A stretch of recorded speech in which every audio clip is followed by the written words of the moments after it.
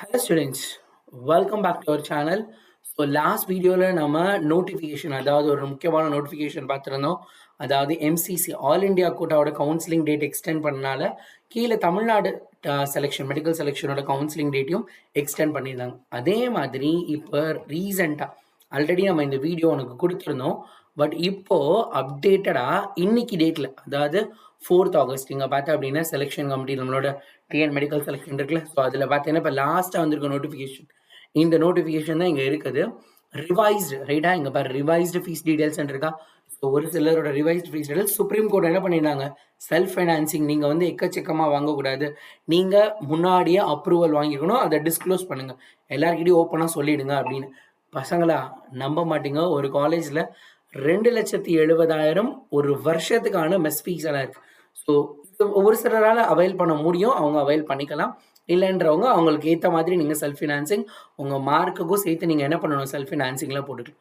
So ஒவ்வொரு college அவங்களோட hostel fees என்ன, மெஸ் ஃபீஸ் என்ன, அவங்களோட டிரான்ஸ்போர்ட்டேஷன் ஃபீஸ் என்ன, அதர் ஃபீஸ் இந்த காஷன் டெபாசிட் அப்படின்லாம் ஒரு சிலர் வாங்கி வச்சுருப்பாங்க. அந்த மாதிரி இங்கே பாருங்கள், ஒரு சில காலேஜ்லலாம் 3 lakhs பெர் இயர் ஒரு இயர்க்குன்னா, அதுக்கப்புறம் டிரான்ஸ்போர்ட்டேஷன் 50,000 பெர் இயர், ஃபுட்டுக்கு 1,20,000, ஹாஸ்டலுக்கு 1,20,000, இந்த மாதிரி இது எல்லாமே கொடுத்துருக்காங்க ரைட்டா. இது எல்லாமே மேண்டட்டரியாக டிஸ்க்ளோஸ் பண்ண வேண்டியது.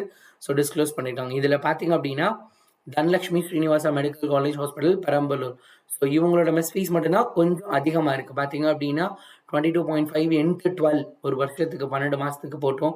இல்லை மேபி இது வந்து ஒரு சில காலேஜில் 10 மாதத்துக்கு மட்டும் வாங்கலாம். ஏன்னா இந்த செமஸ்டர் ஹாலிடேஸ் அதெல்லாம் விட்டுட்டாங்கன்னா 10 months அல்லது பார்த்தீங்க அப்படின்னா 12 months அப்படி போடுறப்ப 10 monthsன்னு போட்டாலே 2,25,000 வந்துடுது. அதோட ஒரு 50,000 சேர்த்துக்கோங்க, மீதி ரெண்டுக்கு 2,75,000 வரப்போகுது. ஹாஸ்டல் ஃபீஸும் ஏறக்குறைய அதுக்கு கிட்டேயே வந்துட போகுது. ஸோ அந்த மாதிரி ஒரு சில காலேஜில் பார்த்தீங்கன்னா சம்மந்தமே இல்லாமல் பாருங்கள், இதை விட அது 10 மடங்கு கூட இருக்குது. இங்கே இதை விட இது வந்து ஒரு 2.5 மடங்கு கம்மியாக இருக்குது. ஸோ இங்கே ஆனால் அவங்க மந்த்லி வேற ஒரு அமௌண்ட், இது என்னது டிரான்ஸ்போர்ட்டேஷன் சார்ஜ் அது ஒன்று வாங்குறாங்க. ஸோ ஒவ்வொரு காலேஜும் ஒவ்வொரு மாதிரி வேரியேஷன் இருக்குது. ஈவன் டென்டல் காலேஜ் கூட நோட்டிஃபிகேஷன் கூட கொடுத்துருக்காங்க.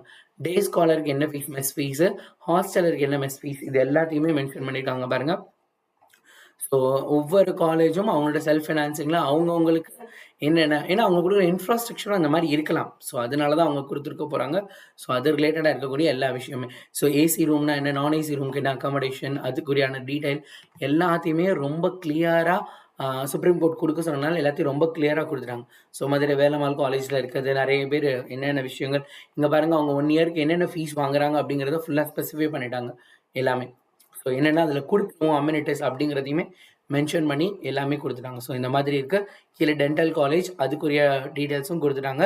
ஸோ இது எல்லாத்தையும் நீ செக் பண்ணி பார்த்துக்கோ சாய்ஸ் ஃபில் பண்ணுறதுக்கு முன்னாடி, சரியா. Government quota okay, but self financing காலேஜில் போகிறீங்க அப்படிங்கிறப்ப நீ என்ன பண்ணணும், இது எல்லாத்தையும் தெரிஞ்சுக்கணும். Because parents are going to afford this. இது எல்லாத்தையும் நீங்கள் கண்டிப்பாக அனலைஸ் பண்ணணும். You have to do a overall calculation, இது எல்லாமே பண்ணி ஸோ அப்போ அதுக்கான ஃபைனான்ஸ் எப்படி நம்ம ரெடி பண்ண முடியும், இது எல்லாத்தையும் நீங்கள் தெரிஞ்சு வச்சுக்கணும். அப்போ தான் நம்ம என்ன பண்ண முடியும், 5 yearsல நம்ம முடிச்சு வெளியே வரப்போ என்ன மாதிரி ஒரு சுச்சுவேஷன் இருக்கும், அதை நம்ம எப்படி டேக்கிள் பண்ணுறது அப்படிங்கிறதெல்லாம் நம்ம தெரிஞ்சுக்க முடியும். ஸோ அதனால தான் சுப்ரீம் கோர்ட்லேருந்து இது நீங்கள் முன்னாடியே பண்ணணும் அப்படிங்கிறது ஒரு directed by supreme court. So அதனால நம்ம இதை ரெஃபரன்ஸாக எடுத்துகிட்டு நம்ம ஃபாலோ பண்ணலாம். ஸோ கவுன்சிலிங் டேட்டும் எக்ஸ்டெண்ட் ஆகிருக்கு.